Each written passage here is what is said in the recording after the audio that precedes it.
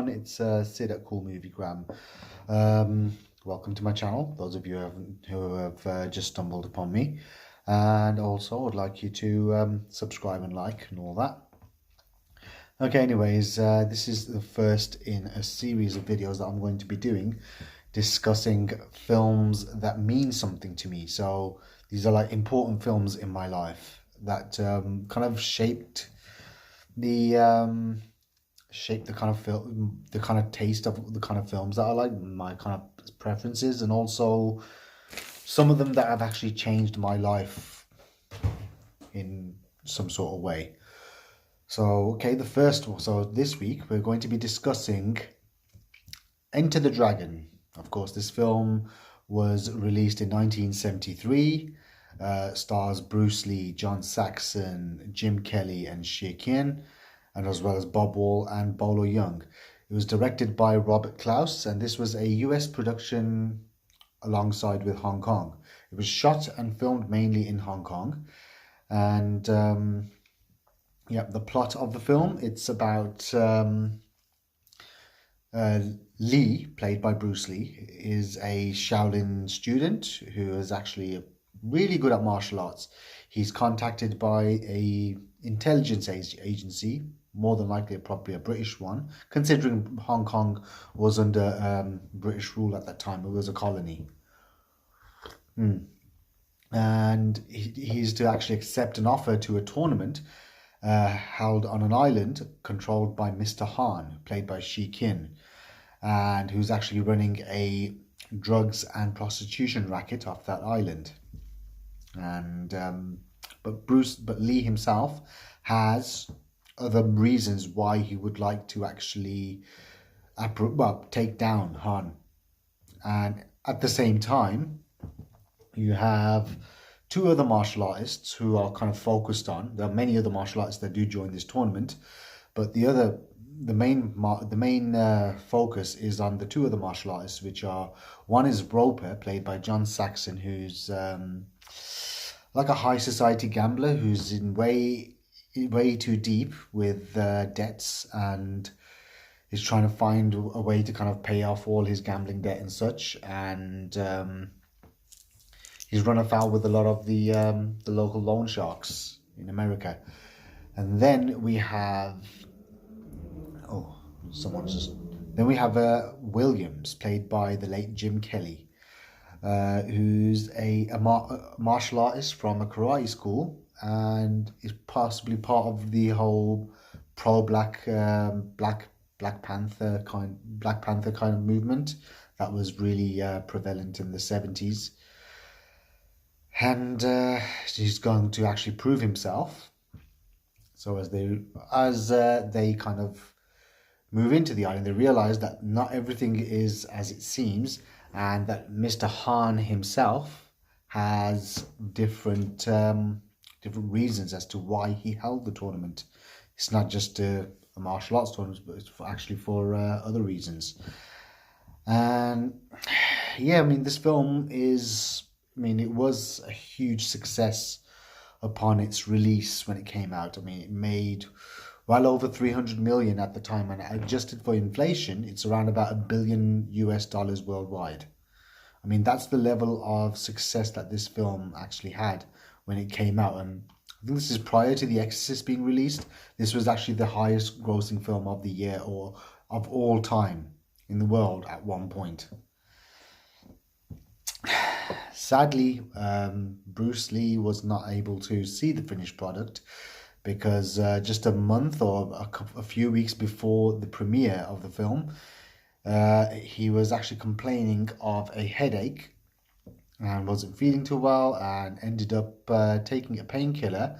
And on July the 20th, 1973, he was pronounced dead when brought into hospital. Yeah, and the rest is history. I mean, the reason why this film is important to me is because I remember this is the first ever martial arts movie or kung fu movie, or even anything to kind of like do with Chinese kind of movies I've ever seen.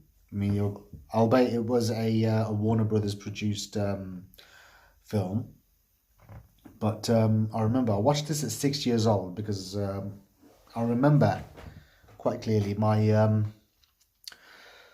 wanted to watch this on TV. It was due to come on, I think it was ITV, which is Channel 3. This is back before we had this whole digital, streaming and Sky TV and such. Channel 3 was to play it, but my parents didn't let me stay up to watch the movie. But thankfully, my uncle, he had actually taped the movie. And I'd actually gone over to stay at my uncle's house when I was little, and he showed me the movie because he was a huge Bruce Lee fan growing up, as well as martial arts movies. And thanks to that film, I was absolutely hooked. I was kind of blown away. I thought, oh my days, this guy Bruce Lee is so electrifying on screen. I mean, he's so like charismatic. His skill level at that age as a 6 year old, in the early 90s, when you see something as, as strikingly amazing as like Bruce Lee's abilities, you think, wow, this guy is incredible. And maybe that's probably one of the reasons why later on, I mean, I had actually kind of branched out into watching other Bruce Lee films because I'd found out they'd only done four other films, one of them being Game of Death, which was unfinished. But he had the other three movies, which I kind of watched: The Big Boss, The Fist of Fury, and Way of the Dragon. But yeah, and that kind of eventually, I think in my teens, when I was about 12 or 13, I'd actually kind of like wanted to join a martial arts school, and that's what kind of got me into my journey of training in martial arts. It was because of Bruce Lee, because I watched all his movies, watched any documentary about Bruce Lee that I could, and I read loads of books about Bruce Lee as well, and I just became kind of led on to one thing and another. I mean, for me, Enter the Dragon is always going to be a top tier film for me because it's just the profound influence it had. I mean, maybe many kids in the 70s and 80s that were like probably influenced by Bruce Lee's movies.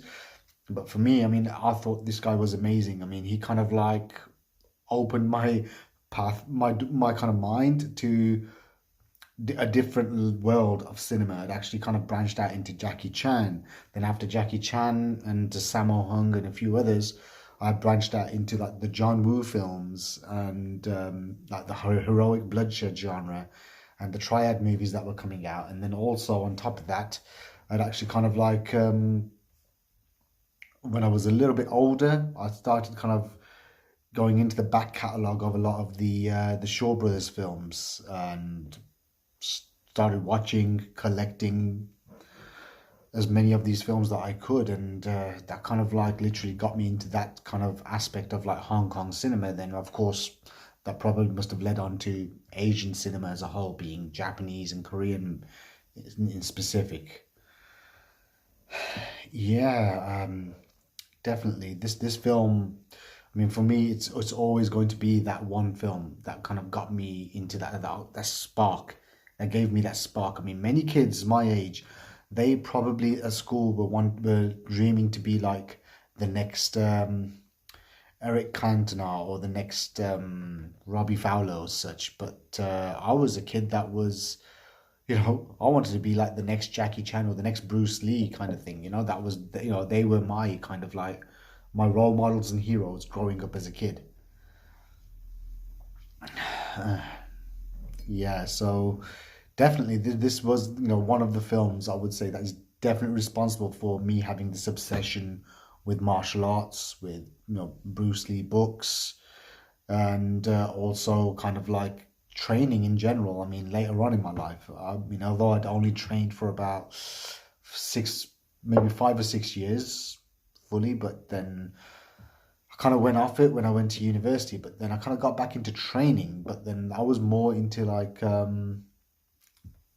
these days it's more about weight training, just going to the gym and just doing enough to kind of keep the strength and the fitness there.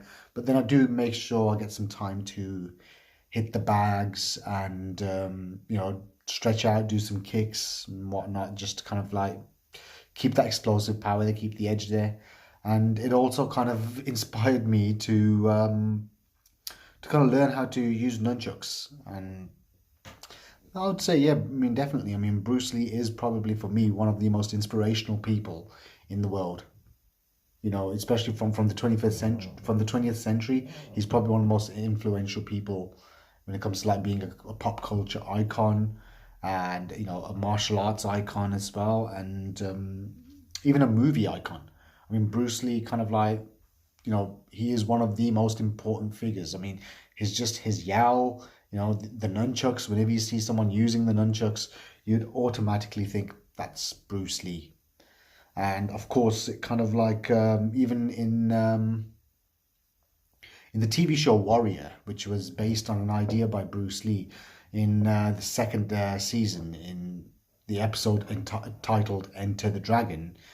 Um, there's like okay, spoiler alert if you haven't watched this, there is like a huge rumble in Chinatown, and the main character Assam, which is kind of like the character that Bruce Lee is based on, that's kind of based on like Bruce Lee, the main character. He actually you know, he grabs a hold of a pair of nunchucks, and just that's it. That was like a direct homage to Bruce Lee. I thought Andrew Koji, an amazing actor and also a really good martial artist, he did a really good job of like actually handling himself with the nunchucks. He actually had that swagger. I mean, not so much that he was imitating Bruce Lee, but he had his own kind of thing to it. But he had that kind of slickness, and yeah, it was. I mean, that was just more or less just shows how influential this film is. I mean, the critics at the time, they weren't so friendly with it, but it was one of those crowd pleasing films. It was so well appreciated. I mean, across every continent. I think it was for a lot of years. Enter the Dragon was still being screened more or less nearly every day in at a cinema in Iran, and